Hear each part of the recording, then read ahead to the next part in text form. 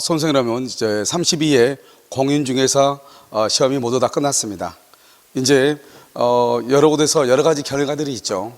그런데 그 문제가 어렵다 쉽다고 얘기하는 것은 어떤 선생님들 보면 난이도가 있다 없다 이렇게 얘기하는 것은 항상 얘기하는 것이지만 그것은요 올바르지 않는 평가인 것 같습니다. 왜냐하면 어떤 학생들의 입장에서는 그것이 어려울 수 있고요, 어떤 학생들의 입장에서는 공부를 많이 했음에도 불구하고 어렵고, 어떤 학생들은 공부를 그렇게 많이 하지 않았지만 또 쉽게 또 풀어내는 학생들도 있단 말이죠. 그렇다고 해서 그것이 쉽게 풀어내는 학생은 난이도가 낮고 어렵게 푸는 학생은 난이도가 높냐, 그건 아니잖아요. 그래서 그것은 어느 하나로 가지고 얘기할 수 없는 것이고, 약 27만 명 정도가요 이번에 응시를 했었는데요. 그래서 그 27만 명 중에서 과연 느끼는 분들이 체감도가요 어느 정도인지 하는 것은 이제 공통적인 의견들을 우리가 한번 모아봐야 되는 것이고요. 그 다음에 학원을 통해서 직접 오프라인 강의를 듣는 분들하고 오직 온라인 강의만 듣는 분들하고 또 다를 수 있단 말이죠. 그 다음에 그 오프라인 강의도 온라인 강의도 누구의 강의를 들었느냐, 이것도 또 중요하고요. 그래서 보통 학생들은 어느 강의를 들어도 그냥 싼 것이라든가 뭐 이런 강의를 들으면 다 좋다고 생각하지만, 사실은 우리가 평생을 직업으로 선택하는 이 과정의 강의잖아요. 이러한 과정의 강의를 단지 싸다고 해서, 단지요 평생회원이라고 해서 무조건 선택해야 될 것이 아니고, 과연 내가 이 올해 1년에 이것을 해결할 수 있는 이런 강의, 모든 문제를 해결할 수 있는 그런 강의인지 아닌지, 나에게 정말로 나의 성적을 올려줄 수 있는 도움이 되는 강의인지 아닌지를 먼저 판단을 심사숙고하게 하고 난 다음에, 여러 사람들에게 의견을 들어보고 난 다음에 우리가 학원을 선택하고 그 다음에 온라인 강의를 선택해야 되지 않을까, 이런 생각이 듭니다. 자, 이번에 이제요 우리가 32회에요 공중에서 민법 기출문제 해설 특강을 지금부터 하도록 하는데요, 먼저 분석을 한번 해보도록 그렇게 하겠습니다. 자, 먼저 보시면 기출문제 분석을 해보시면요, 여러분 지금 어떻게 되냐면, 만약에 판례에 따름, 이렇게 다툼이 있으면 판례에 따른다, 이런 문제가 있잖아요. 이런 문제가 모두 해서 36문항이 나와 있습니다. 뭐 작년하고 비슷하죠. 그런데 그러면 이 말의 뜻은 뭐냐면, 판례에 관한 문제가 36문제다 이런 말이잖아요. 그러면 이건 판례만 묻는 것이냐? 그것은 아닙니다.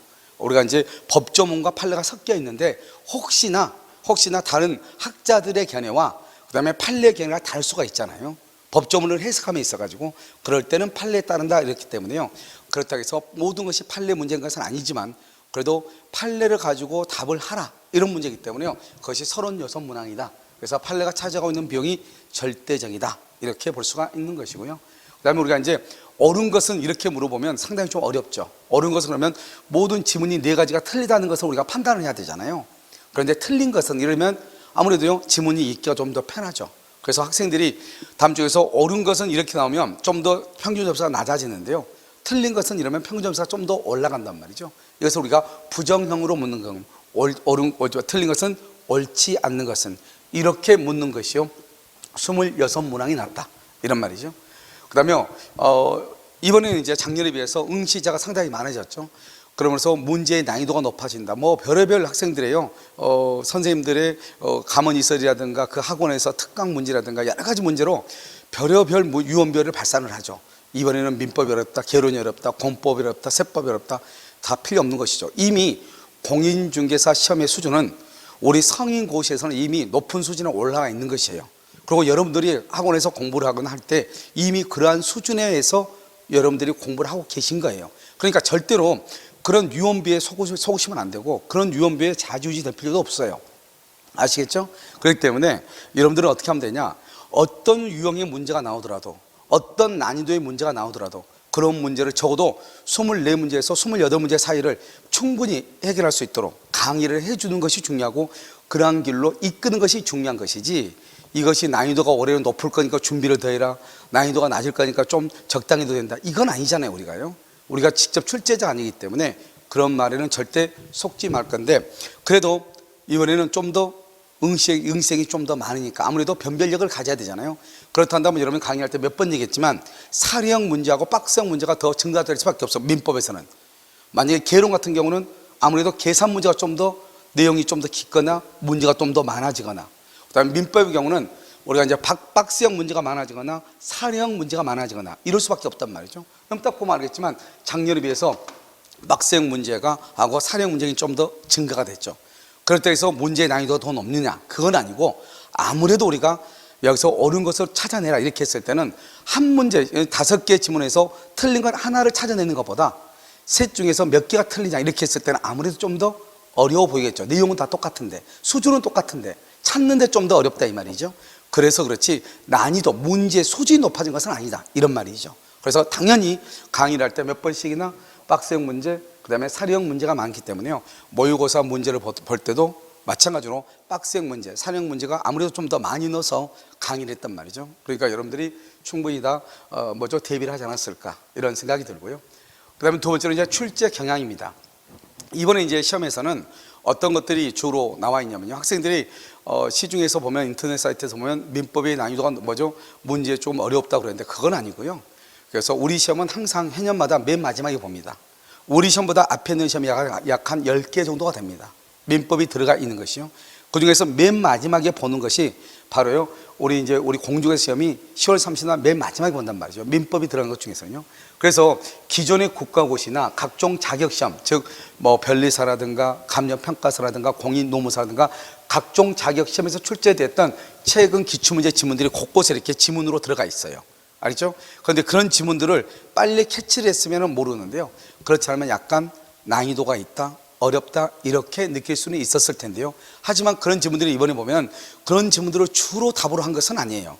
그렇기 때문에 학생들이 우리가 명확한 정답을 찾아내는 데에는 큰 무리가 없는데 중간중간에요, 국가고시에 나왔던 지문들이 지문이 곳곳에 이렇게 들어가 있단 말이죠. 민법의 경우는요.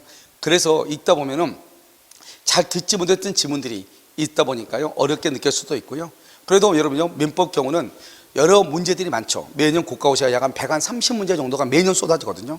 그런 문제들을 여러분들이 수업 시간에요, 다 풀어봤을 거예요. 물론 우리 학교 닦으면서 그걸 모든 문제를 다 풀어봤기 때문에요. 그렇다고 해서 모든 걸 다 아느냐 그건 아니고, 그러한 새로운 유형의 문제들이 이렇게 출제되었다 하는 것을 자꾸 얘기를 하다 보면 그에 따라서 우리가 공부를 할 때 공부할 수 있는 이 머리의 구조가 자꾸 이제 새로운 유형의 문제로 이렇게 적응해 가면서 연습을 하게 되는 거죠.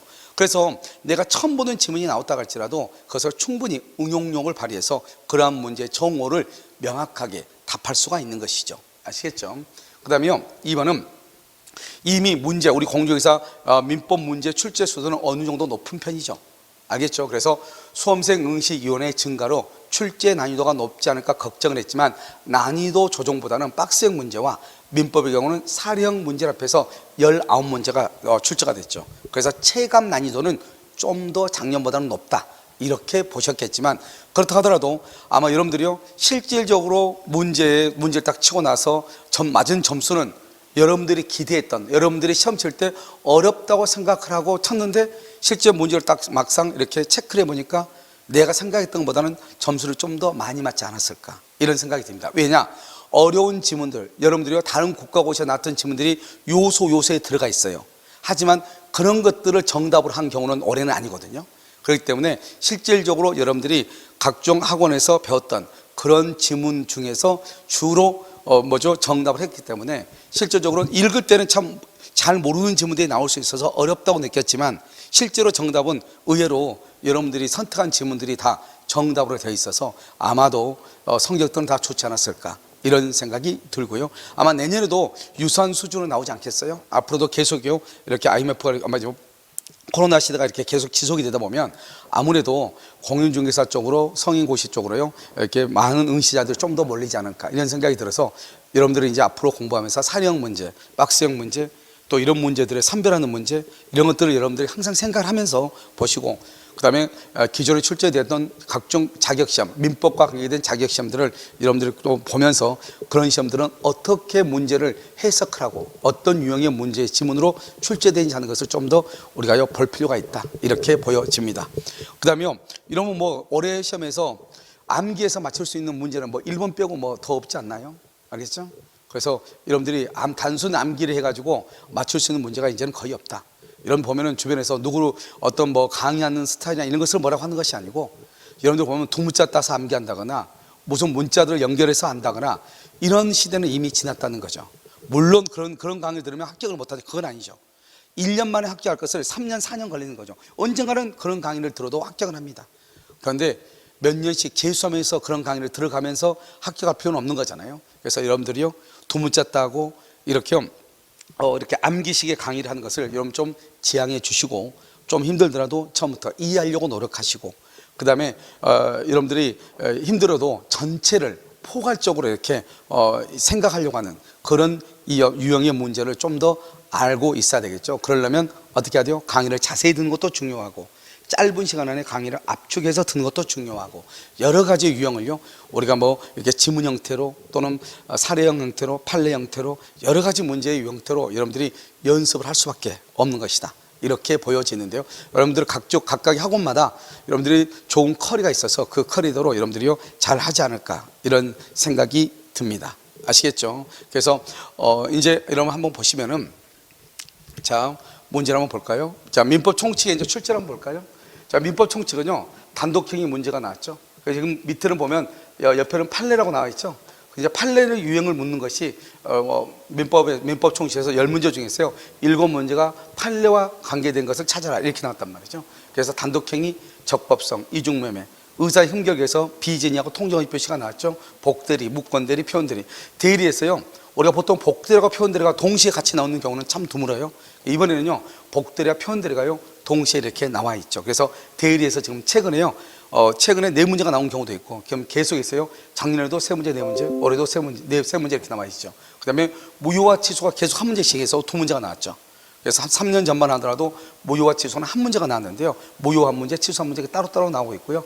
그래도 문제 유형이 많이 줄어드는 형태가 되면 의사 표시죠. 107, 108, 109, 110조가요 최근에 문제에 나오는 출제 빈도가 조금 줄어들고요, 대리 제도하고 무효와 취소 부분이 좀 더 문제가 많이 나오고 있고요. 물론 여기서는요 여러분요 이미 기출문제 26회에서부터 30일에 기출문제를 분석하면서도 잠깐 말씀을 드리긴 했는데, 지금 현재 이제 문제가 나오는 유형을 보면은 최근에 103조하고 그 다음에 104조가 나왔고요. 이중매매가 지금 나올 때가 3년째가 되거든요. 3년째. 그러니까 이중매매가 나올 가능성이 있다. 사례문제로 민청에서 얘기했었죠. 그래서 이렇게 이중매매가 나왔고, 왜냐하면 적법성이죠. 강행법규가 문제가 나온 게 26회가 나오고 지금 아직 안 나왔거든요. 그러니까 지금 언제든지 나올 수 있는 유형의 문제, 그래서 적법성이 이렇게 나와 있죠. 그러니까 우리가 문제를, 기출문제를 무조건 푸는 게 중요한 것이 아니고, 과연 이것이 어떠한 형태로 문제가 나올 수 있을 것인가, 이걸 꼭 봐야 된단 말이죠. 그것을 봐야지만이 우리가요 어느 부분에 문제가 나와 있고 어느 부분은 아직 출제가 안 되어 있다. 그러면 우리가 이제 예상할 때 항상 나오는 문제는 항상 나올 수 있으니까 우리가 대비를 해야 되지만, 그렇지 않고 몇 년에 한 번씩 나오는 문제들은 우리가 상상을 할 수 있죠. 예상을 할 수 있죠. 그래서 이전의 문제는 어떤 문제니까 올해는 보통은 연년 계속 매년 나오는 그 경향은 없다. 그러면 이제 다른 유형의 문제를 우리가 또 대비하고 이렇게 해야 되겠죠. 그래서 여기서 봤을 때 이렇게 문제가 나와 있어요. 자, 물권법 한번 보시면요, 물권 법정주의가요 나왔죠. 그래서 물권에 관한 거 그랬는데 실제적으로는 물권 법정주의를 얘기하는 문제가 나왔죠. 그래서 내년에 또다시 물권 법정주의가 나올 가능성은 그렇게 많지 않겠죠. 그런데 물권적 청구권은요 매년 시험에 나오고 있죠. 그렇게 보시면 되고, 자, 이번에도 여러분요 문제를 분석할 때 얘기했단 말이죠. 가등기가 최근에 나온 적이 없어요. 그래서 무조건 가등기에 나올 것이다. 그래서 가등기가 나왔죠. 왜? 최근에 다른 문제들은 다 이렇게 출제가 됐는데요, 등기 청구권이 가장 먼저 26회인가 한번 나왔고요. 그 다음에 27, 28, 29, 30에서 다 나왔단 말이죠. 추정력이라든가 다 나왔는데 뭐만 나왔냐? 거기서 가등기가 안 나오고, 그 다음에 이제 가장 먼저 나왔던 지금 이번에요 등기 청구권, 이 문제가 2문제가 나왔죠. 원래는 가등기 이렇게 한 문제가 나오면 등기 청구권 이렇게 나온 것이 아니고 등기 일반에 관한 문제가 주로 나왔단 말이에요. 그래서 한 문제는 등기 전반적인 문제, 한 문제는요 등기의 추정력이나 등기 청구권이나 그 다음에 가등기나 이런 문제가 나왔었는데요, 지금 이번에는요 같은 테마로, 그래서 등기 청구권과 가등기가 같이 나온 것이죠. 알겠죠? 그 다음에 이제 점유에서는 최근에 이제 2문제씩 나왔는데 올해는 한 문제가 나왔죠. 그 다음에 여기 보면 소유권에서요, 소유권에서 3문제가 나왔죠. 보통 2문제가 나오는데요, 3문제. 공유하고 취득시효는 거의 매년 단골 문제로 나오고요. 그 다음에 소유권에 관한 문제가 나왔죠.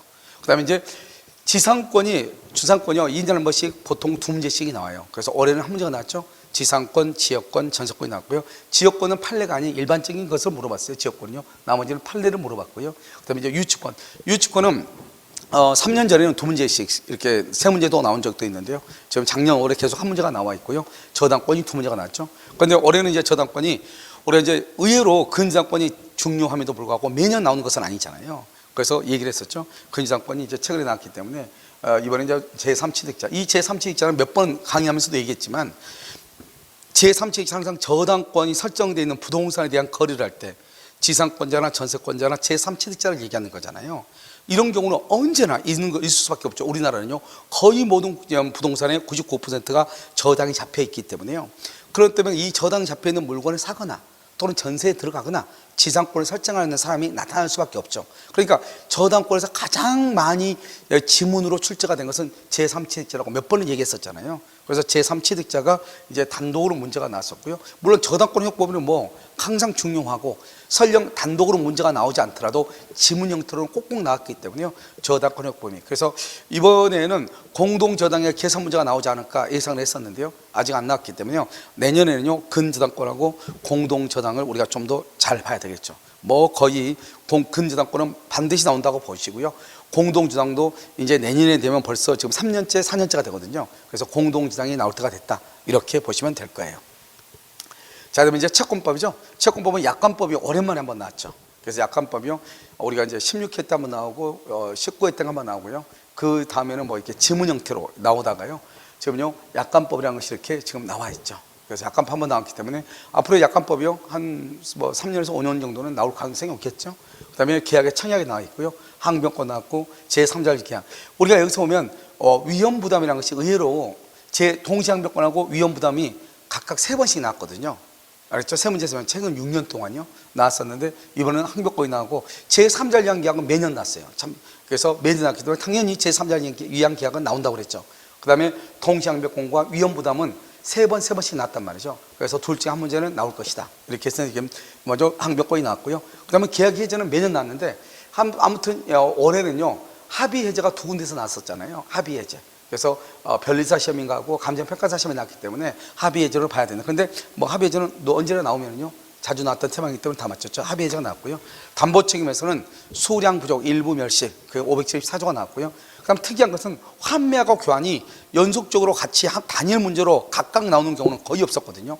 환매가 나오면 교환이 안 나오고 교환이 나오면 환매가 안 나왔는데요. 올해는 환매와 교환이 둘 다가 같이 나왔죠. 알겠죠? 물론 이제 교환은 나올 때가 됐죠. 교환은요. 그래서 환매하고 교환은 나올 때가 됐었는데, 계속 교환은 나올 거라고 예상을 했었는데요. 교환이 나오면 보통 환매가 안 나오거든요. 그런데 환매도 같이 나왔죠. 그 다음에 여기 보면 임대차에서 이제 일반적이 나왔고, 물론 여기 가장 중요하죠. 동의 있는 동의 없는 전대차. 왜냐? 이것이 매년 나오다가 지금 2년 연속 안 나왔거든요. 그래서 올해는 반드시 나온다고 얘기했죠. 그래서 26회부터 계속 나오다가 지금 2년 30회, 31회가 안 나왔거든요. 그렇기 때문에 당연히요 올해는 이것이 나온다고 얘기했었잖아요. 동의 있는 동의 없는 전대차 중에 하나. 그런데 지금까지 많이 나왔던 것은 동의 없는 전대차가 주로 나왔었는데요. 올해는 동의 있는 전대차가 나왔죠. 아시겠죠? 물론 내년에요 반드시 다시 나올 가능성이 있죠. 그때는 아마 동의 없는 전대차가 나올 가능성이 있다. 이렇게 보시고요. 임대차 이제 일반적인 것이 나왔었죠. 그래서 임대차가 이렇게 나왔는데, 최근에 이제 다른 국가고시에서는 보증금에 관한 문제, 그 다음에 화재가 됐을 때 손해배상 청구에 관한 문제가 변호사 시험뿐만 아니라 다른 모든 시험에서 지금 아주 핫하게 다뤄졌는데요. 작년에도 우리 시험이 안 나오고 올해도 안 나왔단 말이죠. 그래서 내년에는 아마 보증금 파트 하고요. 그 다음에 이제 화재, 임차인이 점유하고 있는 중에 화재가 발생했을 때 손해배상 범위의 영역, 임대인이 입증 책임을 져야 할 영역과 임차인이 입증 책임을 져야 될 영역, 이런 것들이 어떻게 구분이 되는가 하는 것이요 문제가 나올 가능성이 있다. 이렇게 보시면 되겠죠.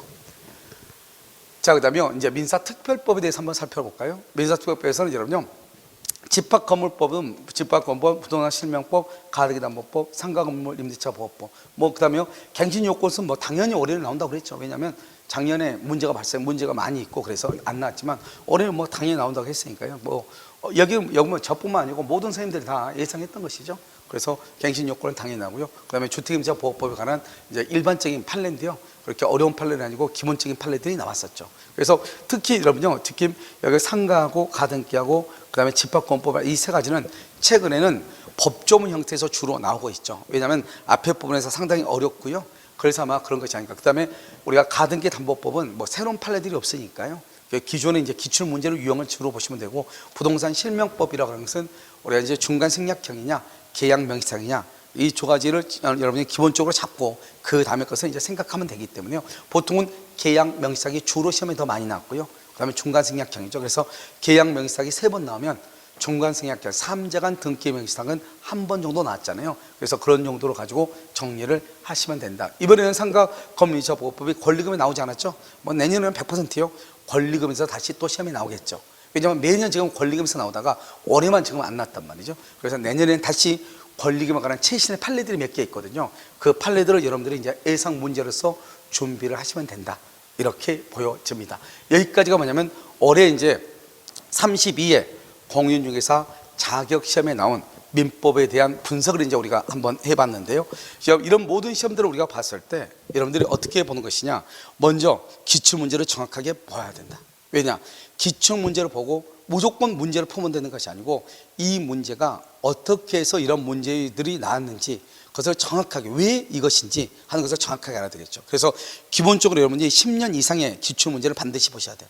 어떤 선생님들은 뭐 5년 전에 것은 나오냐 안 나오냐 헛소리 한단 말이죠. 그런 건 다 쓸데없는 헛소리인 것이고 우리가 기출문제보다 더 좋은 문제는 없다. 알았죠? 우리 문제를 보면 어떤 선생님들을 보면 그 법을 알아가는 과정이 있죠. 그 과정들의 것을 지문으로 내는 사람이 있어. 여러분요, 우리가 지금도 한번 보면 알겠지만 문제를 풀어보면서 항상 문제는 결과예요.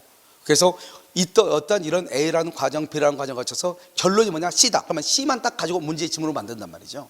그러니까 여러분들이 예를 들어서 시험에 학원에서 모의고사나 보거나 그랬을 때 정말 황당한 문제들이 많이 있죠. 그 문제가 나쁘다는 것이 아니고 너무 과정들을, 그러니까 선생님들이 자기가 이해한 범위 내에서 문제를 만드는 경향이 있단 말이죠. 여러분, 그런 문제는 정말 좋은 문제가 아니고 항상 여러분들이요, 다른 국가고시 자격 시험에 나왔던 문제나 우리 공인중개사 시험에 나왔던 문제, 기출 문제, 그것만큼 더 좋은 지문은 없어요. 그런 지문을 가지고 여러분들이 연습을 해야 시험 범위를 줄일 수가 있어요. 내가 어느 범위까지 공부를 해야 되고 어느 정도까지 공부를 해야 되는가. 만약 그렇지 않고 이상한 지문이 나오면 그 지문까지 알려고 공부하다 보면 그건 시험에 나오지도 않아요. 알죠? 그래서 여러분들이 올해 시험 범위가 가장 넓으면 어디까지냐? 그 다음에 국가고시 자격시험, 다른 자격시험에 나왔던 문제 지문. 그런데 우리 공인중개사 시험하고 지문이 거의 95%가 유사해요. 나머지 한 5% 정도만 차이가 있어요. 그렇죠? 그것만 매년 몇 가지씩만 우리가 습득하면 되는 거예요. 아시겠죠? 그래서 모든 시험이 다 똑같은데 문제를 너무 선생님들이 만드는 그런 모의고사 문제 유형 말고 다른 자격시험이라든가 우리 공인중개사에 나왔던 기출문제, 이런 기출문제를 명확하게 여러분들이 분석을 해서 이해하고 암기하는 것이 아주 중요하다. 이렇게 보여주고, 제발 부탁인데 두 문자 따지 마세요. 여러분요, 그것은 1년 만에 합격할 것을 3년, 4년 걸려서 합격하는 거예요. 언젠가는 합격하겠죠. 그 언젠가는 합격하는 사람들이 그걸 가지고 맹신을 하죠. 여러분요, 이미 다른 사람들은 3년 전에 합격을 해서 돈을 많이 벌고 있는데 이제 합격해가지고 그 강의가 좋다고 하면 안 되는 거잖아요. 그래서 여러분요, 제발 부탁인데 이해하세요. 알겠죠? 그런데 이해하면은 암기할 게 줄어들어요. 이해하면은 한번 이해를 딱 이러면 설령 내가 무슨 일이 있어도 일주일간 10일간 공부를 못해도 그것이 그대로 남아있어요. 그런데 암기하면 시험 치기 전에 하루 전에 이틀 전에 보지 않으면 기억이 안 나고 가물가물해요. 긴가민가한단 말이죠. 헷갈린단 말이죠. 제발 그렇게 하면서 또 한 해를 몸 졸이면서 마음 졸이면서 이렇게 한 해 한 해를 넘기지 마시고 제발 부탁인데 이해하시고 이해를 먼저 하시고 그 다음에 암기를 병행하는 그런 학습 방법으로 여러분들이 공부를 했으면 좋겠습니다. 여기까지가 올해 이제 기출문제에 대한 최종 분석이고요. 우리가 잠깐 쉬었다가 뭘 할 것이냐? 이제 민법 총칙에 관한 문제가 10문제, 물권법이 14문제, 채권법이 10문제, 그 다음에 민사특별법이 6문제가 나왔거든요. 그래서 민법 총칙에 관한 문제를 먼저 살펴보도록 그렇게 하겠습니다. 여러분 잠깐 쉬었다가요, 민법 총칙에 관한 문제를 가지고 해설하도록 그렇게 하겠습니다.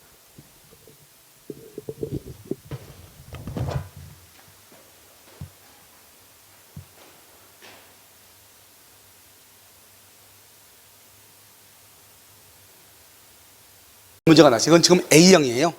A형 문제이기 때문에요, A형 문제를 가지고 풀어보도록 그렇게 하겠습니다. 한번 볼까요? 다음 주가 상대방 있는이죠. 상대방 있는 단독행위죠. 여러분 상대방 있는 단독행위는 뭐가 있어요? 먼저 8가지만 딱 암기하면 된다고 그랬죠. 채권자에 뭐가 있다? 면제. 채무자예요. 상계. 그 다음에 무권대리에서 본인의 추인. 그 다음에 상대방의 철회권. 그 다음에 법정대리인의 동의.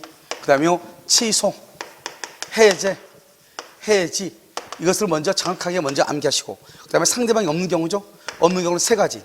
유언, 그 다음에 유증, 재단법인 설립행위. 재단법인 설립행위가 있고요. 여기다가 플러스 3가지. 소유권, 그 다음에 점유권, 그 다음에 상속. 그래서 소유권, 점유권, 상속의 폭이 이렇게 모두 해서 6가지가 있죠. 가장 중요한 것은 유언, 유증, 재단법인 설립행위. 이렇게 상대방이 없는 것은 무슨 해석을 한다? 여러분 보통 자연적 해석을 한다 이렇게 얘기했죠. 여기 보면 재단법인 설립행위, 이것이 맞는 것이죠. 여기서요, 우리가 공유 지분의 포기하고 합유 지분의 포기를 몇 번 얘기했죠? 상대방 있는 단독행위로서. 단독행위는 법률행위죠. 법률행위는 186조에 의해서 뭐를 해야 된다? 등기를 해야 된다. 그래서 우리가 사실 이것은 상대방 있는 단독행위냐, 여기서 주로 시험에 나오기보다는 186조냐 187조냐 여기에서 주로 시험에 나오죠. 물권법에서요. 그래서 합유 지분의 포기, 공유 지분의 포기는 상대방 있는 단독행위로서 법률행위죠. 186조에 의해서 등기를 해야 된다. 이렇게 상대방 있는이죠. 여기 추인 있죠. 그 다음에 여기 상계 있죠. 상계는 채무자가 하는 거죠. 여러분 좀 어려웠을 것은 취득 시효 이익의 포기죠. 우리가 취득 시효 이익의 포기를 누구한테 포기하죠? 완성 당시 진정한 권리자에게 포기하죠. 완성 당시 진정한 권리자에게 포기한단 말이죠. 상대방이 있는 것이죠. 그래서 상대방 있는 단독행위다, 이렇게 얘기를 하는 것이죠. 그래서 정답 몇 번이다? 5번 재단법인 설립행위다. 이것은 상대방 없는 단독행위에 속한다. 이렇게 해서 우리가 이제 상대방 있는과 상대방 없는 항상 문제를 예상을 이미 했었죠. 상대방 있는 거 없는 것이 최근에 이제 다른 자격 시험에 많이 나오고, 우리 시험에는 잘 나오지 않았지만, 그래서 우리는 시험은 계약이냐 단독행위 이게 시험에 났죠. 그런데 다른 시험에는 지금 최근에 상대방 있는과 상대방 없는 것이 잘 나왔으니까 우리가 대비하라 해서 이미 모의고사에서 몇 번씩 다뤘던 문제 중에 한 문제이죠. 자, 42번은요. 여기서 보면 갑은 자기 소유 X 토지를 매도하기 위해서 을에게 대리권을 수여했다. 여기서 보면 을에게 대리권을 수여죠. 이것을 우리는 임의 대리라고 얘기하는 것이죠. 그래서 을은 병을 복대리로 선임했다. 그러면 어떻게 돼요? 이런 복대리를 선임하려면, 임의 대리인이 복대리를 선임하려면 본인의 승낙이나 그 다음에 뭐가 있어야 돼요? 부득이한 사유가 있어야 되죠. 그래서 본인의 승낙이나 부득이한 사유 없이 복대리인을 선임할 수 없죠. 그래서 본인의 승낙이나 부득이한 사유로 복대리인을 선임하면 선임 감독의 과실 책임을 지는 것이죠. 그래서 병은 갑을 대리해서, 왜 갑을 대리하죠? 복대리는 본인의 대리인이기 때문에 갑을 대리하는 거죠. X 토지를 매도하였다. 다음 설명 중 옳은 것은 그랬죠. 그럼요, 복대리는 누구의 대리인이다? 본인의 대리인이죠. 그래서 병은 갑의 대리인과 동시에 을의 대리인 틀렸죠. 그래서 본인의 대리인이지 대리인의 대리인이 아니죠. 그래서 대리인의 이름을 현명할 필요가 없는 거예요. 그래서 본인의 대리인이다, 이런 말이죠. 2번은요, X토지의 매매 계약이 갖는 성질상 을에 의한, 즉 대리인에 의한 처리가 필요하지 않는 경우, 이런 경우요, 본인이 명시적으로 복대리 금지의 의사를 표시하지 않는 한 묵시적으로 복대리인 선임에 대해서 묵시적 승낙이 있는 것으로 볼 수가 있는 것이에요. 이것은 우리 시험에요 17회 때 이미 한번 기출됐던 지문이에요. 알겠죠? 그래서 보면 특별한 사정이 없는 한 복대리인 선임에 대해서 묵시적 승낙이 있는 것으로 본다. 왜? 반드시 대리인 을에 의한 처리가 필요하지 않는 경우, 본인의 명시적인 금지의 의사가 없는 한, 알겠죠? 그것을 말한다 특별한 사정이죠. 그래서 묵시적으로 복대리인 선임에 대해서 묵시적 승낙이 있는 것으로 본다, 이렇게. 자, 3번은요, 을이 본인의 승낙을 얻어 복대리인 선임이죠. 왜 그러냐? 이 을은 임의 대리인이기 때문에 본인의 승낙이라는 말이 나오는 거예요. 그래서 본인의 승낙을 얻어 복대리인을 선임하죠. 이럴 때 을은 본인에 대하여 선임 감독의 책임이 없다, 틀린 것이죠. 그래서 선임 감독 책임이 있다, 이렇게. 없다, 틀렸죠? 자, 4번은요, 병을 적법하게 선임한 후 X토지 매매계약 전에 갑이 사망했다, 이 말이죠. 이거 뭐라죠? 본인이 사망했다, 이런 말이죠. 그럼 여러분요, 이걸 한번 보면 되는 거죠. 이거 한번 봐보세요. 여기요, 이렇게 돼 있으면 이게 이제 본인이죠. 이건 대리인이죠. 이건 복대리인이죠. 우리가요, 본인이 사망하죠. 본인이 만약에 사망하면 어떻게 돼요? 사망하면 대리권, 복대리권 다 없어지죠. 만약에 복대리인이 사망한다, 파산 선고를 받았다, 성년 후견 개시 심판을 받는다, 대리권 없어지고 복대리권 없어지죠. 복대리인 사망한다, 파산 선고를 받았다, 성년 후견 개시 심판을 받았다, 복대리권이 소멸하는 거죠. 그러니까요, 복대리는 대리권이 소멸하면 복대리권이 소멸하죠. 그러면 대리권은 본인이 사망하면 대리권도 소멸한다, 이런 말이죠. 그래서 여기서 보시면, 여기 보면 본인이 사망을 했죠. 그러면 뭐다? 대리권이 소멸하죠.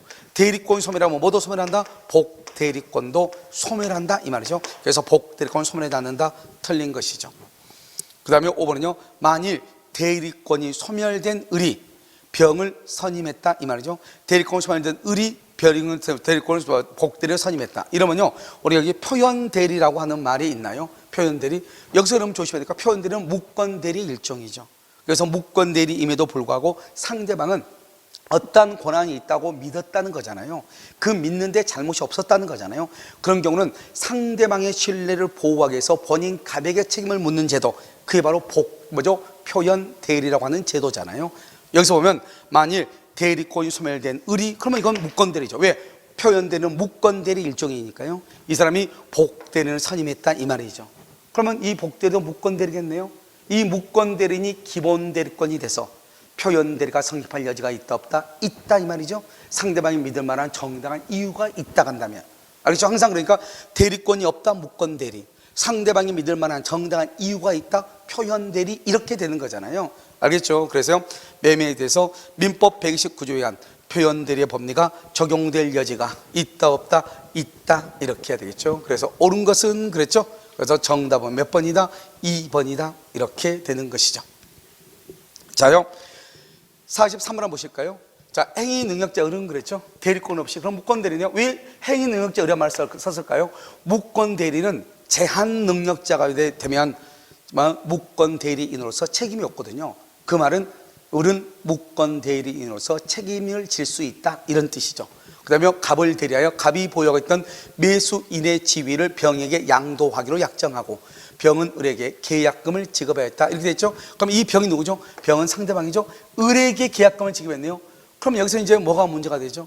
우리가 을에게 계약금을 지급했다 그러면 원칙적으로 매매계약 체결의 대리권에는 중도금하고 잔금을 말 수 있다, 수령할 수 있는 권한이 있잖아요. 그런데 지금 이것은 뭐냐면 이건 대리권이 없는 무권대리잖아요. 무권대리 때문에 본인에게는 효력이 없는 것이기 때문에 상대방이 대리인에게 계약금을 지급을 했다고 해서 이것이 유효가 되는 것은 아니니까 원칙적으로 본인은 책임을 진다 안 진다? 안 지는 것이죠. 이때요, 을은 그 계약금을 뭐로 탕진했다? 유인비로 탕진했다 이 말이죠. 다음 설명 중 틀린 것은 이렇게 되어 있네요. 표현대리는 성립되지 않는다. 무슨 말이냐? 그냥 무권대리로만 해결해라, 이런 뜻이죠. 1번 매수인의 지위 양도 계약 체결 당시 의뢰 당시 의뢰 무권대리를 모르는 병이다. 그러면 이건 선이네요. 우리가 자 선인 경우는 뭐 할 수 있다? 철회권을 행사할 수 있고요. 그 다음에 또 뭐 할 수 있다? 최고권을 행사할 수 있고요. 철회권은 뭐다? 의사표시고요. 철회권을 행사하게 되면 확정적 무효가 되고요. 확정적 무효가 되면 어느 누구도 책임을 지지 않는다면 아무도 책임을 지지 않는다, 이런 말이에요. 이거는 최고권이죠. 최고권은 의사의 통지이죠. 의사의 통지로서 상당한 기간 안에 확답을 뭐라 하지 않으면 발하지 않으면 이것을 발신주의라고 얘기하는 것이죠. 발하지 않으면 추인을 만 것으로 본다? 거절한 것으로 본다, 이렇게. 추인을 거절, 이렇게. 그래서 여기서 모르는 병은 추인이 있을 때까지 계약을 말 수 있다, 철회할 수 있다, 맞는 말이죠. 왜요? 우리가 여기서 본인의 추인권하고 상대방의 추인 거절권이 있고요. 그 다음에 여기 본인의 추인 거절권이 있고 상대방의 철회권이 있잖아요. 본인의 추인권과 추인 거절권과 철회권은 누가 행사든지 간에 법률 관계가 확정이 돼요. 추인하면 확정적으로 유효가 되고 추인을 거절하면 확정적으로 무효가 되고 그 다음에 철회하게 되면 확정적으로 무효가 되죠. 그런데 철회로서 무효가 되면 어느 누구도 책임을 지지 않아. 그러니까 본인은 상대방한테, 상대방은 본인한테, 상대방은 대리인한테 책임을 물을 수가 없는 거예요. 그런데요, 본인이 추인을 거절해서 무효가 되죠. 그럼 이거 누가 책임진다? 무권대리인이 책임을 지는 것이고, 본인이 추인하면 유효가 되죠. 이런 경우는 본인이 책임을 지는 것이죠. 아무튼 추인권과 추인 거절권과 철회권은 상호 간에 있어서 상호 배타적이다. 그 말은 무슨 말이냐? 먼저 추인하면 철회할 수 없고 철회하면 추인할 수 없다, 이 말이죠. 그럼 추인은 언제까지? 상대방의 철회가 있기 전까지. 철회는 언제까지? 본인이 추인하기 전까지 하는 거예요. 그래서 여기서 보시면 지금 뭐라고 했죠? 본인 갑에 추인이 있을 때까지 이렇게 되어 있나요? 추인이 있을 때까지 계약을 말 수 있다, 철회할 수 있다, 이런 말이에요. 2번 상대방이 계약을 유효하게 철회하죠. 철회했단 말은 아까 뭐죠? 확정적으로 무효가 되고 어느 누구도 책임 안 지죠. 그래서 확정적으로 무효가 돼. 확정적으로 무효가 되니까 어떤 문제죠? 3번에요. 병은 상대방은 본인을 상대로 계약금 상대의 부당이득 반환을 청구할 수 없는 거예요. 상대방은 본인한테 청구를 못 하는 거예요. 알죠? 그래서 본인한테 계약금 상당의 부당이득 반환을 청구할 수가 없다 이 말이죠. 물론 본인도 본인 값도 상대방에게 중도금 잔금을 청구할 수가 없는 거예요. 알죠? 어느 누구도 책임을 지지 않는 것이니까. 그래서 3번 틀렸죠. 4번은요, 병이 계약을 철회하죠. 철회했다. 그 다음에 갑이 그 철회의 유효를 다투기 위해서는 그럼 어떡하죠? 대리권이 없음을 병이 알았다는 사실에서 증명을 해야 된다. 그럼 이것은요, 다른 자격시험에 이미 나온 것이죠. 이미 자격시험에 나왔어요. 이것이 이제 나올 것이고 몇 번 우리가요, 강의 시간에 또는 문제를 써봤단 말이죠. 이건 무슨 말이냐? 이런 것이죠. 우리가 이제 무권대리가 되잖아요. 본인 갑이 있고 상대방 병이 있고 여기 을이 있잖아요. 갑이 이렇게 대리권을 안 줬는데 을이 병하고 계약을 했죠. 이 병은 선의인 경우는 뭐를 할 수 있죠? 철회권 행사하죠. 그러면요, 선의가 아니면 철회권 행사할 수 없다 이 말이잖아요. 그러면 철회 행사를 못하면 본인은 뭐 할 가능성이 있다? 추인할 가능성이 있잖아요. 무권대리가 언제나 본인한테 불리한 건 아니잖아요. 그래서 본인은 추인할 수도 있잖아요.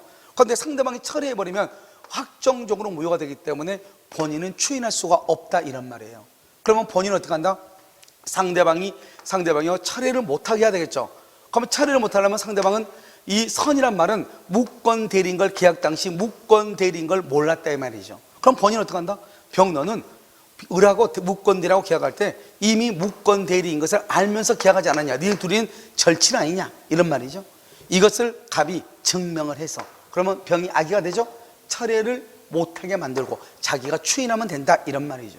그러니까 선의의 상대방이 철회권을 행사하려고 하면은 철회권을 행사하지 못하게 하려는 뭐죠? 본인 갑이 상대방 너는 선의가 아니고 악이다. 즉 너 상대방 병 너가 무권대리인 을과 계약을 체결할 당시 을이 무권대리인임을 알면서 계약을 한 사람이다. 이것을 증명을 해야죠.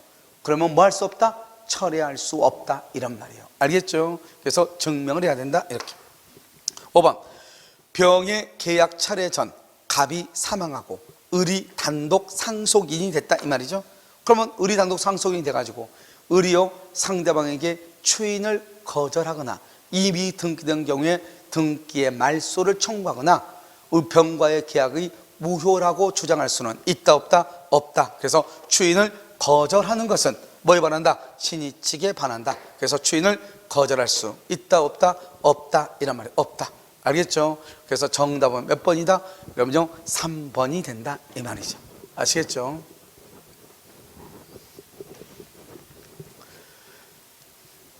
자, 44번 볼까요? 우리가 의사표시의 불일치죠. 이런 뭐예요? 의사표시의 불일치를 뭐라 한다? 이 불일치를 의사의 흠결이라고 하죠. 의사의 흠결. 이 의사의 흠결을 표의자가 알고 있느냐 모르고 있느냐 이렇게 다르죠. 모르고 있다 이것을 착오라고 하죠. 이 모르고 있는 것을 무의식적 흠결이라고 하는 것이고 알고 있다 이것을 의식적 흠결이라고 하는 것이고 알고 있는 것을 표의자만 알고 있다 표의자만 이것을 비진의 표시라고 하고 상대방에 뭐가 있다? 양해가 있다. 양해 이것을 108조 통정 허위 표시다 이렇게 얘기를 하는 거죠. 이것은 지금 의사표시의 불일치라는 것은 107조, 108조, 이건 109조죠. 109조에 대해서 다 봐라 이런 말이죠. 그러니까 110조는 사기강박이죠. 사기강박은 의사와 표시는 일치하나 하자가 있다. 우린 이것을 하자 있는 의사표시다 이렇게 얘기하는 거죠. 1번 통정의표시 무효로 대항할 수 없는 제3자에 해당하는지를 판단할 때는 파상관제 여기 나왔죠? 그럼 파상관제에는 세 가지가 중요하죠. 첫 번째 제3자이다. 그럼 파상관제인의 선의 악의를 판단할 때는 총파산 채권자를 기준으로 판단한다. 총파산 채권자 중에서 일부는 선이고 일부는 악이다 이 말이죠. 그러면 전부를 뭐로 본다? 선의로 본다. 전부를. 그래서 일부가 선이라면 그러면요 일부는 선이니까 전부를 뭐로 본다? 선의로 다룬다 이렇게. 자, 이번에요 비진의 표시는 상대방이 표의자의 지인이 아님을 알았거나 알 수 있었을 때 알았거나 알 수 있을 때 무효가 되죠. 우리가요 107, 108조는 무효가 되는 것이고 109조, 110조는 취소가 되는 거잖아요. 이건 몇 번씩 얘기하는 거잖아요. 비진의 표시하고 통정의 표시는 무효의 문제이고 착오, 사기, 강박은 취소할 수 있는 법률행위다. 법정 취소, 법률에 규정되어 있죠. 140조에 알죠? 제한능력자, 착오, 사기, 강박의 경우 민법 총칙상에 취소할 수 있는 법률행위다. 아시겠죠? 그래서 여기서는 뭐다? 알 수 있었다? 상대방이 알았거나 알 수 있었다? 옳은 것을 무효라고 하는 것이죠. 취소할 수 있다가 아니고. 3번 비진의 의사표시는 상대방, 여기 보세요. 상대방의 양해를 얻는 것을 통정의 표시고, 비진의 표시는 표의자만 알고 있는 것이고 양해가 없는 거죠. 그래서 비진의 의사표시는 상대방과 통정이 있었다 없었다? 통정이 없었다 이 말이죠. 통정이 없었다는 점에서 착오와 구분된다 이렇게 지금 되어 있나요? 이건 잘못됐죠. 착오와 구분되는 것은 의사연결, 의사표시의 불일치를 알고 있느냐 모르고 있느냐 이렇게 구분하는 것이고, 통정이 있었느냐 없었느냐는 비진의 표시다, 즉 이것을 단독 허위 표시라고 하는 것이고, 이것을 통정 허위 표시다 이렇게 얘기해요. 통정은 두 사람이 짜고 했다는 것이고, 비진의는 표의자만 혼자 거짓말했다는 것이고. 그래서 여러분 구분을 정확하게 해야 되겠죠. 어떻게 한다? 우리가요 의사의 흠결을 알고 있냐 모르고 있냐, 무의식적 흠결을 차고 의식적 흠결을 비진의 표시, 통정의 표시죠. 그래서 이게 통정이 있었느냐 없었느냐 하는 것은 비진이냐, 통정이 없었다 비진이, 통정이 있었다 통정의 표시 이렇게 가는 거예요. 착오는 의사 표시의 불일치를 몰랐느냐 알았느냐, 알았다 비진이 또는 통정, 몰랐다 그러면 착오의 문제, 이렇게 구분이 서로가 다르다. 여기에서 착오냐 아니냐가 구별되고, 이 알고 있으면 표의자만 알고 있었냐 상대방의 양해도 있었냐, 여기까지 해서 달라지는 거라고. 그러니까 지금 여기에서는 통정이 없었다는 점에서 착오가 구분된다 그러면 안 된단 말이죠. 알겠죠? 이것은 알고 있었느냐, 의사표시의 불일치를 알고 있었느냐 모르고 있었느냐 이 점에서 그것을 착오와 구분된다 이렇게 하죠. 그래서 비진의는 알고 있었다는 점에서 착오와 구분된다. 왜? 착오는 모르고 있었으니까. 이렇게 해야지 통정이 있었느냐 없었느냐로 판단하면 안 된다 이런 말이죠. 4번 통정 허위 표시 무효에 대항하려는 제3자는요 세 가지죠. 3대 원칙. 제3자의 선의는 추정되죠. 선의는 추정되니까 제3자가 선의가 아니고 악이라고 하는 사실은 누가 입증한다? 무효를 주장하는 표의자, 무효를 주장하는 표의자가 입증하는 것이고, 제3자는 선의이기만 하면 되고 과실 유무는 불문한다. 기억나시죠? 그래서 제3자는 선의로 추정되니까 제3자가 스스로 선의라고 주장을 하는 것이 아니고, 무효를 주장하는 표의자가 너는 선의가 아니고 악이라고 증명해야죠. 선의라고 하는 것을 증명한다 틀렸죠. 제3자가 증명하는 것이 아니고 무효라고 주장하는 표의자가 악이라고 증명을 하는 거예요. 5번 매수인의 채무 불행을 이유로 매도인이 적법하게 계약을 해지하죠. 그러면 해지하면 어떻게 된다? 해지는 뭐를 분문하고? 선, 악을 분문하고 전부를 반환하죠. 이익하고 이자하고 손해상. 그런데 착오를 이유로 취소하죠. 취소를 하게 되면 뭐다? 부당이득 반환이죠. 부당이득 반환은 선인 경우는 현존 이익을 반환하고, 악인 경우는요 손해 전부를 배상하는 거죠. 만약에 내가 선이라고 해봐. 선인데 해지하게 되면 선이어도 전부를 반환하는데, 취소를 하게 되면 선인 경우 현존 이익만 반환하잖아요. 그러니까 내 입장에서는 착오가 있으면 취소하는 게 훨씬 더 유리하잖아요. 그래서 상대방이 나의 채무 불행을 이유로 계약을 해지했다 이 말이죠. 그런데 나는 착오했음을 발견을 했어. 그러면 착오를 이유로 뭐 할 수 있다? 취소할 수 있다 이런 뜻이에요. 무슨 말인지 아시겠죠? 지금 이것을 얘기하는 것이에요. 자, 그래서 취소권을 소멸한다 그러면 안 되죠. 취소할 수 있다 이렇게 얘기를 해야 되겠죠. 아시겠죠? 그래서 다음 설명 중 옳은 것은 이렇게 되죠. 그럼 정답은 몇 번이다? 1번이다 이렇게 얘기하는 것이고. 자요 45번 효력 규정이 아닌 건 뭐 이것은 누구나요? 예상을 했던 문제들이죠. 이런 가장 중요한 게 효력 규정인 게 뭐죠? 중간 생략 등기죠. 그것은 단속 규정이죠. 다른 건 몰라도 중간 생략 등기. 그러니까 여러분요 기억이 들어가면 절대 안 돼요. 그래서 1번하고 4번은 일단 없애야 되겠죠. 그 다음에 여러분요 여기 몇 번 얘기했죠? 다른 시험에 나왔었죠. 어디에서요? 공인노무사 시험에 항상 나왔죠. 우리가요 직접 거래 금지, 직접 거래 금지 규정, 이게 공인노무사 시험에 나왔던 규정이라고 몇 번 얘기했죠. 기출문제 풀어봤고. 그러면 이것도 단속 규정이란 말이죠. 그러니까 기억는이 들어가면 절대로 안 돼. 알겠죠? 그래서 여기서 보면 효력 규정이 아닌 것, 이 두 가지는 뭐다? 단속 규정이죠. 단속 규정이고, 그 다음에 여기 디귿은 뭐죠? 여기 봐봐요. 우리가 초과 중개 수수료죠. 초과 중개 수수료, 금품을 받는 행위 초과 중개 수수료죠. 이런 것은 뭐다? 이것은 효력 규정인 것이고, 이 두 가지는 무슨 규정이다? 이것은 단속 규정인 것이죠. 알겠죠? 그래서 우리가 단속 규정은 기억니은이고 효력 규정은 디귿이 되는 것이죠. 그래서 여기서 보시면 다음 중에서 효력 규정이 아닌 것은 그런데 아닌 것은 뭘 찾아라? 그래서 단속 규정을 찾아라 이 말이죠. 이 단속 규정인 것은 뭐다? 기억하고 니은은 단속 규정인 것이고 효력 규정이 아닌 것이고. 알겠죠? 그 다음에 디귿만 효력 규정이야. 디귿만. 그래서 아닌 것을 고른 것은 기억하고 니은. 그러니까요 4번이 된다. 이렇게 아시겠죠? 우리가 이제 고를 때 이제 효력 규정은 디귿만 효력 규정이고 기억 니은은 효력 규정이 아니라고 그랬죠? 그럼 효력 규정이 아니니까 뭐다? 단수 규정이죠. 그래서 효력 규정이 아닌 것, 단수 규정인 것은 기억 니은 이렇게. 이런 뭐 중간 생략 등기 금지는 이건 단수 규정이라는 것은 누구나가 다 알고 있는 것이죠. 아시겠죠? 자, 46번 틀린 것은 그랬나요? 자, 1번 반사회적 법률행위에 해당하는 제2매매계약에 기초하여 이렇게 됐죠? 여러분 반사회적 법률행위에 해당하는 제2매매계약, 여러분 이걸 뭐라고 하죠?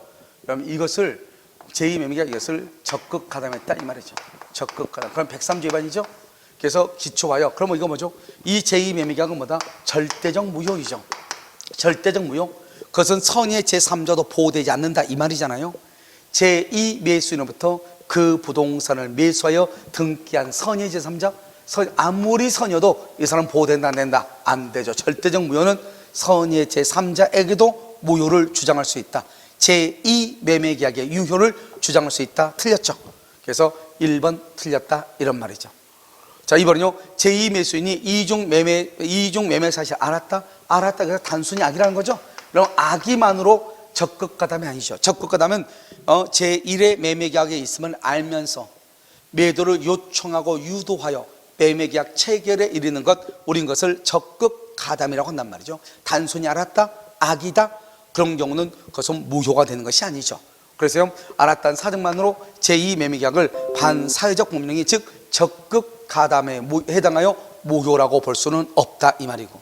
3번은요 특별한 사정이 없는 한 먼저 등기한 매수인이 소유권을 취득하죠. 이때 특별한 사정은 뭐죠? 적극가담이죠.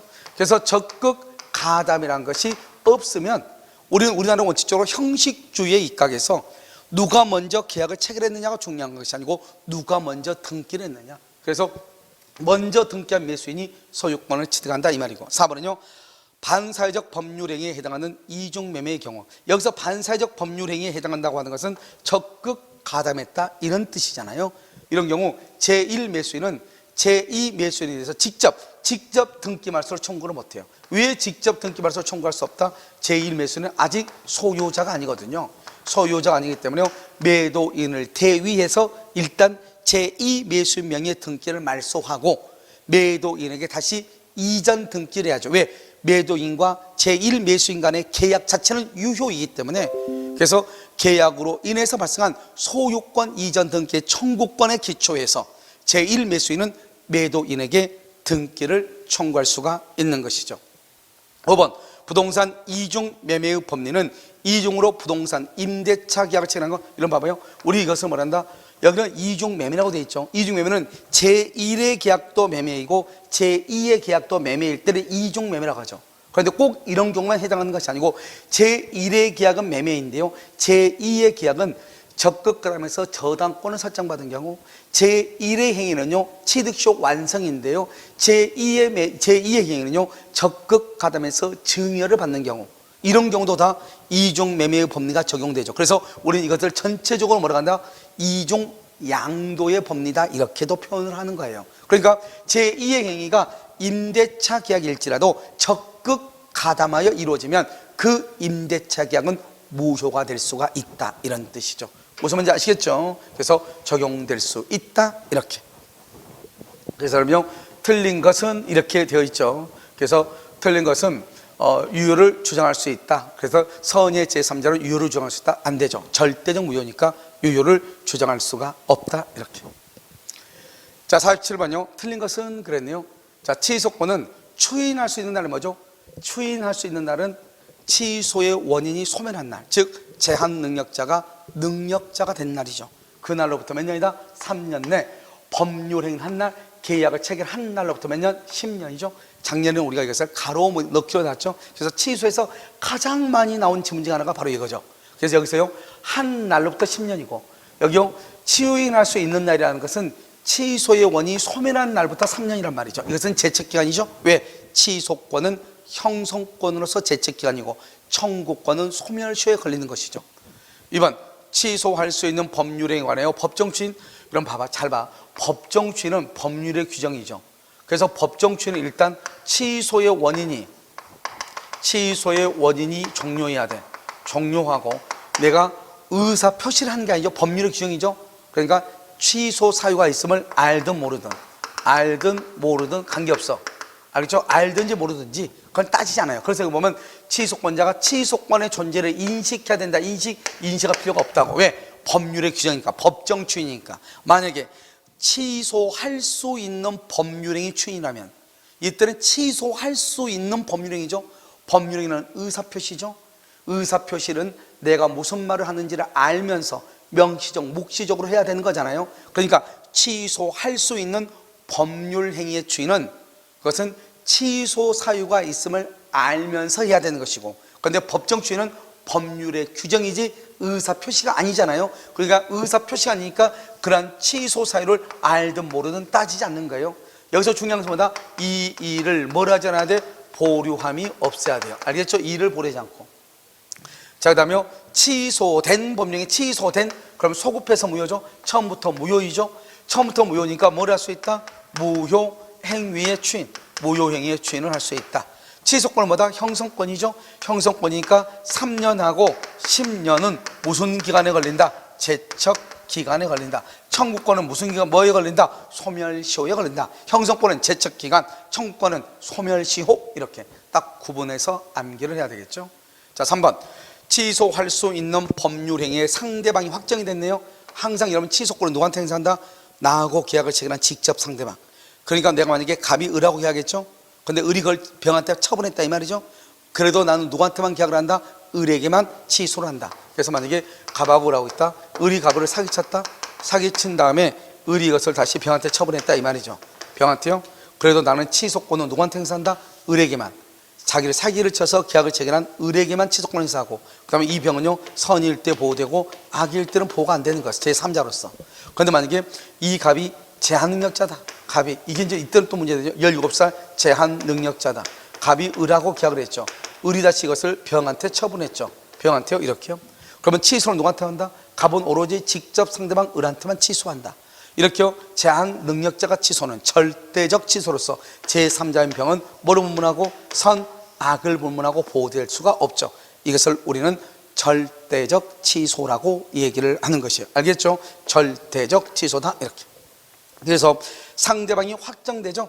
그 취소는 상대방에 대한 의사표시, 상대방에 대한 의사표시로 해야 된다. 그러면 제3자는 차고 사기 강박의 경우는 선인 경우 보호되고 악인 경우는 보호되지 않고, 제한 능력자의 경우에는 선이 악에 불문하고 보호되지 아니한다. 이렇게 표현을 하는 거예요. 아시겠죠? 그래서 여기에서 우리가 보면은 정답은요 2번이 되는 것이죠. 자, 48번은요 표현대리라고 나왔죠. 표현대리, 이게 이제 또 오랜만에 또 한 번 나왔죠. 자, 표현대리는 자 본인이 타인에게 대리권을 수여하지 않았지만 수여했다고 상대방에게 통보했다. 그럼 이걸 뭐죠? 대리권 수여 표시한 표현들이죠. 대리권. 갑은 대리인한테 대리권을 주지 않았어요. 그런데요 이 병한테 대리권을 수여했다고 표시를 했어요. 이것을 대리권 수여 표시의 표현들이죠. 이럴 때는요 이 대리인은요, 대리인은 이 뭐죠? 갑이 통지한 사람의 병이죠. 통지한 병하고요, 이 갑이요 병한테 나는 이러이러한 대리권을 줬다고 을한테 얘기했잖아요. 그 대리권의 범위 안에서 갑이 통지한 병하고 계약을 해야 돼. 그랬을 때 본인이 책임을 져. 그것을 125조 표현들이다 이렇게 얘기하죠. 만약에 그런 범위를 벗어나면은 126조 표현들은 성립할 수 있을지언정 125조는 성립될 수가 없는 것이죠. 자, 보시면 1번. 대리권을 수여하지 않았지만 수여하였다고 상대방 병에게 통보를 했어. 그러니까 예를 들어서 뭐 집을 팔아달라고 대리권을 줬다 이 말이죠. 그러면 이 을은 반드시 병하고 만나서 이 집을 매매하는 계약만 해야 돼. 다른 걸 하면 안 된단 말이죠. 알겠죠? 통보한 대리권의 범위 내에서 통보를 받은 상대방과 계약을 해야 돼. 그 외의자하고 계약하면 안 돼. 이것을 125조 대리권 수여 표시의 표현들이다 이렇게 얘기하죠. 그래서 이 통보받은 상대방 외의자와 본인을 대리하여 행위하죠. 이때는 125조가 적용되지 않는 것이에요. 알겠죠? 그럼 안 돼. 그래서 125조는 반드시 상박자, 통지한 직접 상대방 병이 수여한 대리권의 범위 내에서 통지를 했죠. 직접 상대방한테, 상대방하고 이 무권 대리인이 주어진 대리권의 범위 내에서 이 직접 상대방과 계약을 해야 돼. 알겠죠? 다른 사람과 계약하면 된다 안 된다? 안 된다 이 말이죠. 2번. 표현 대리가 성립하죠. 그럼 본인은 전적으로 책임을 져야 되죠. 과실상계 법리를 유추 적용하여 본인의 책임을 경감할 수가 없다 이 말이죠. 그럼 과실상계가 안 되는 거 두 가지가 있다고 했죠. 하나는 표현대리가 적용되지 않는다. 계약이 해제가 됐을 때 원상회복을 하잖아요. 이 원상회복을 할 때 과실상계를 한다 안 한다? 안 한다. 그래서 원상회복 의무일 때 과실상계하지 않는다. 두 가지. 3번은요. 민법 129조 표현대리를 기본대리권에서 즉 대리권 소멸 후에 표현대리가 권한을 넘을 때는 몇 조가 된다? 126조가 될 수 있다 이 말이죠. 그래서 될 수 없다 틀렸죠? 될 수 있다 이런 말이죠. 이것은 또 무슨 말이냐 이런 것이죠. 이렇게 과거에 갑이 있고 병이 있고 을이 있잖아요. 과거에 갑이한테 1억 원을 빌려라고 대리권을 줬어요. 그래서 을이요 병하고 만나서 1억 원을 빌렸어. 그럼 빌렸으면 6번 대리잖아요. 그러고 난 다음에 대리권이 소멸을 했어. 소멸하고 난 다음에 을이요 갑이 을한테 돈 빌려달라고 말도 안 했는데 다시 을이요 병한테 가서 갑이 또 1억을 빌려오라 하던데 이렇게 얘기해. 그러니까 대리권이 소멸되고 난 다음에 소멸되기 전에 대리권의 범위와 소멸되고 난 후에 대리권의 범위가 동일하잖아요. 동일할 때는 129조 표현대리라고 그래요. 뭐라 한다? 이번에는 3억을 빌려오라고 하는데요 이렇게 얘기했단 말이죠. 그러면요 소멸되기 전에 대리권의 범위는 얼마죠? 1억이잖아요. 소멸되고 난 후에 대리권의 범위는요 2억이 더 추가가 됐잖아요. 그럼 어떻게 한다? 이것을 129조 표현대리하고 129조 표현대리에서 126조 표현대리가 성립될 수 있다 이렇게 얘기하는 거예요. 그러니까 129조 표현대리를 기본 대리권으로 해서 권한을 넘는 2억 원에 대해서는 상대방이 믿을 만한 정당한 이유가 있다고 한다면 126조 표현대리가 성립할 수 있다 이런 뜻이에요. 무슨 말인지 알겠죠? 자, 그 다음에 4번 표현대리가 강행법규에 위반돼서 무효죠. 똑같아. 강행법규에 위반돼서 무효다. 통정 허위 표시에 해당하여 무효이다. 토지거래 허가 경내 토지에 대해서 계약을 했는데 토지거래 허가가 없어서 불허가가 나서 무효가 됐다. 그러면은 더 이상 표현대리 법리가 적용된다 안 된다? 안 된다. 적용되지 아니한다. 이렇게 아시겠죠? 4번은 맞죠. 5번 유권대리죠. 여러분 유권대리는 대리권이 있는 것이고 표현대리는 무권대리죠. 대리권이 없는 것이죠. 너는 유권대리다 이러한 주장 속에 너는 무권대리다 이러한 주장이 포함되어 있을 수가 없는 거죠. 왜? 표현대리는 무슨 대리의 일종이니까 무권대리의 일종이니까 그렇단 말이죠. 그래서 유권대리에 관한 주장 속에 무권대리에 속하는 표현대리의 주장이 포함되어 있다고 볼 수 있다 없다? 없다 이 말이죠. 그래서 포함되어 있다고 볼 수 없다 이렇게 얘기를 하는 것이에요. 아시겠죠? 그래서 정답이 몇 번이다? 옳은 것은 4번이다 이렇게. 자 49번은요 조건하고 지금 뭐예요? 조건하고 기한이죠. 1번 법정 조건이죠. 여러분 우리 조건은 봐봐요. 조건하고 기한은 다 법률행위예요. 법률행위는 의사 표시가 있어야 돼요. 그러니까 말로 해야 돼요. 그런데 여기 법정 조건은 뭐예요? 법정 조건 법에 정해져 있다 이 말이죠. 유언의 효력은 유언자가 사망함으로써. 그건 법에 정해져 있잖아요. 유언자가 사망함으로써 특별 효력 요건이잖아요. 그래서 그것을 법률행위 분할해서 조건이 아니다 이 말이죠. 조건이 아니다. 법정 조건. 왜? 말로 하는 게 아니고 법에 규정되어 있잖아요. 그럼 민법상의 조건은 아니다 이 말이죠. 2번은요 조건이 선량한 풍속 기타 사회질서 위반, 선량한 풍속 기타 사회질서 위반 이것을 뭐라고 얘기한다고 그랬죠? 불법이라고 한다고 그랬죠? 그래서 그 조건이 불법이니까 이걸 불법 조건이라고 하죠.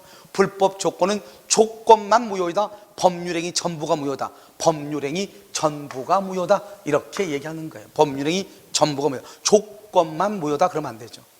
조건부 법률행위는 조건이 성취되었을 때 비로소 법률행위가 성립한다. 이건 여러분 완전히 다른 것이죠. 우리가 법률행위는 갑과 을이 이렇게 했으면 갑과 을이 매매계약을 체결하죠. 매매계약을 체결하는 것을 우리가 말한다 매매계약을 만다. 계약을 법률행위라고 하죠. 그래서 계약이 체결된 것을 말한다 법률행위가 뭘 했다? 법률행위가 먼저 성립하죠. 성립했느냐 안 했느냐 안 했으면 우리 그것을 불성립이라고 얘기하는 것이죠. 법률행위가 성립했다. 그 다음에 효력 요건을 뭐죠? 효력 요건에서는 일반적 효력 요건하고 특별 효력 요건이 있죠. 이런 일반적은 뭐가 있다? 당사자는 권리 능력, 의사 능력, 행위 능력이 있을 것, 목적은 확정 가능, 적법, 사회적 타당성이 있을 것, 의사와 표시는 일치하고 하자가 없을 것. 이것을 일반적 효력 요건이라고 하고 특별 효력 요건은 뭐가 있죠? 우리가 주무관청의 허가, 그 다음에 대리권이 있어야 되죠. 대리권이 있고 그 다음에 조건의 성취, 기한의 도래, 법정 대리인의 동의 이런 것들이 있단 말이에요. 이런 것들이 이걸 특별 효력 요건이란 말이죠. 여기 조건하고 기한은 효력 요건에 속하는 거예요. 그러면 효력 요건이라고 하는 것은 법률행위가 성립하고 난 다음의 문제예요. 그러니까 여기서 보면 말이 완전히 달랐죠.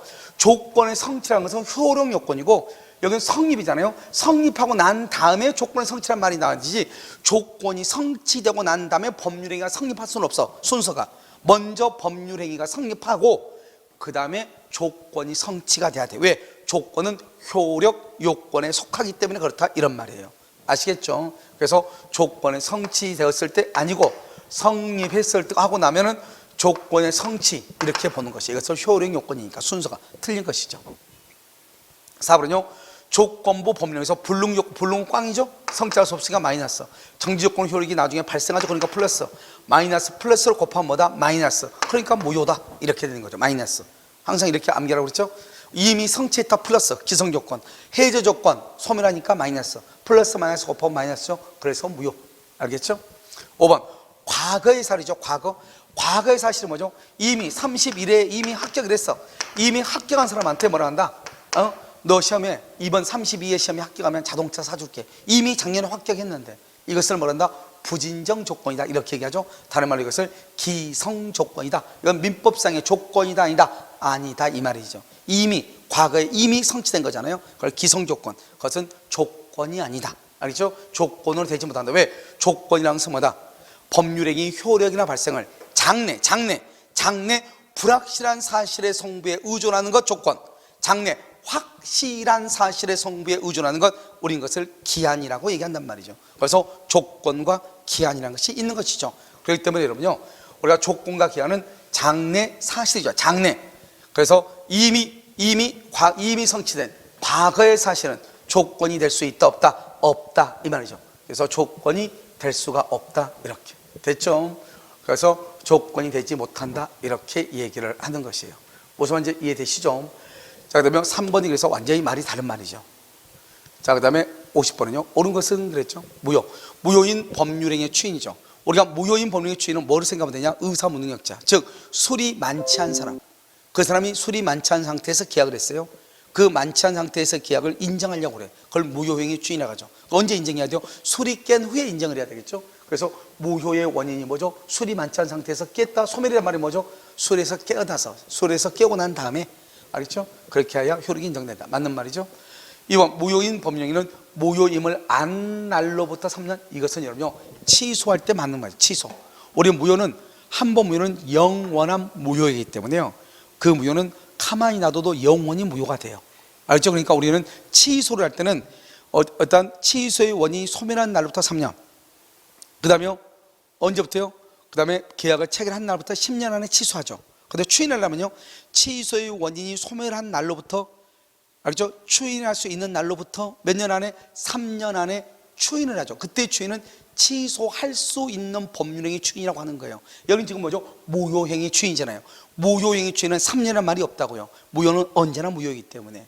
알겠죠? 그래서 3년 지나면 추인할 수 없다. 틀렸죠. 그것은 취소할 수 있는 법률행위 추인을 얘기하는 것이에요. 왜냐하면 취소할 수 있는 법률행위 추인은 추인할 수 있는 날로부터 3년 안에 해야 되거든요. 3년 지나면 아무것도 못하니까. 아시겠죠? 3번 법률행위의 일부가 무효죠. 나머지 부분의 유효성을 판단함에 있어서 나머지 부분을 유효라는 당사자의 가정적 의사, 이러면 아주 중요하죠. 이러면요, 일부 무효하고 무효행위 전환은 항상 가정적 의사, 다른 말로 보충적 해석, 다른 말로 법률행위 해석과 관계가 된다. 몇 번 얘기했고, 행정고시 시험에는 한 번은요, 다음 주에서 법률행위 해석과 관련이 없는 것, 그래서 1번에 일부 무효의 법리, 2번에 무효행위 전환의 법리가 났단 말이죠. 그래서 무효행위 전환이나 일부 무효의 경우는 당사자의 가정적 의사를 가지고 해석하는 거잖아요. 알겠죠? 그래서 그것을 보충적 해석과 연관이 있다고 얘기하는 거죠. 그래서 일부가 무효일 때는 원칙적으로 전부를 무효로 하지만 그 일부, 즉 무효 부분이 없더라도 법률행위를 하였을 것이라는 당사자의 가정적 의사가 인정된다면, 이렇게 당사자의 가정적 의사가 인정이 된다면 그때는 뭐죠? 일부는 유효고 일부만 무효로 할 수 있다, 이런 말이죠. 그래서 나머지 부분을 유효로 하려는 당사자의 가정적 의사, 상상적 의사, 이것을 보충적 해석이다, 이렇게 얘기하는 것이죠. 이런 것을 고려해야 되죠. 3번 틀렸고. 자, 그 다음에 4번은요, 무효인 법률행위 추인은, 그러면 추인은 뭐죠? 추인은 항상 얘기했죠. 의사표시죠. 추인은 의사표시. 그럼 의사표시는 내가 무슨 말을 하는지 알면서, 알면서 무슨 말 하는지 알아야 되죠. 명시적 또는요 묵시적으로 할 수 있죠. 그래서 묵시적으로도 할 수 있다. 없다 틀렸죠. 5번 강행 법규 위반으로서 무효이죠. 우리가 추인이죠. 추인할 수 있는 것이 있고 없는 것이 있죠. 추인할 수 있는 거 107조 비진이, 108조 통정의 표시, 의사 무능력자의 법률행위, 의사 무능력자. 그다음에 착오 사기 강박에 의해서 취소된 경우 이렇게 이런 경우는 무효행위 추인을 할 수 있죠. 그런데 무효행위 추인을 할 수 없는 것이 있다고 그랬죠. 103조, 그다음에 104조, 그다음에 강행법규 위반. 강행법규가 뭐죠? 바로 효력 규정 위반이죠. 효력 규정 위반 이런 것들은 추인이 안 되죠. 103조, 104조 강행법규 위반 이것은 추인이 안 된다 이런 말이에요. 알겠죠? 그래서 강행법규 위반으로 무효인 법률행위를 추인할 때는 다른 정황 없으면 그 법률행위는 처음부터 유효한 법률행위가 된다. 여러분 원래 추인한 것은 뭐죠? 무효인 법률행위 추인은 원칙적으로 그때부터 효력이 있죠. 그래서 처음부터 이것도 틀렸고요. 두 번째는요, 강행법규 위반으로 무효인 경우, 강행법규 위반으로 무효, 이것은 추인을 할 수가 없는 거예요. 그래서 두 가지가 다 틀린 거예요. 그래서 둘 다 틀렸다 이런 말이죠. 아시겠죠? 자, 여기까지 그러면요. 그래서 여기서 정답 몇 번이죠? 정답은 1번이 되죠. 1번 무효인 법률행위 추인은 무효의 원인이 소멸한 후에 해야지 되는 것이죠. 그렇죠? 그래서 술에서 깬 후에 그래서 추인을 해야 된다. 수도 없이 얘기했던 것이니까 다 알았겠죠? 그래서 여러분 보시면 이런 50번까지가 지금 여기까지가 민법 총칙에 관한 것이에요. 알죠? 그래서 민법 총칙에 관한 것을 우리가 이제 10문제를 한번 풀어봤단 말이죠. 이제 다음부터는 여러분요, 물권법에 관한 문제가 계속이 돼요. 그래서 이 물권법은 또 14문제가 물권법이거든요. 그래서 잠깐 쉬었다가요, 우리가 강의를 계속하도록 그렇게 하겠습니다. 잠깐 쉬도록 하겠습니다.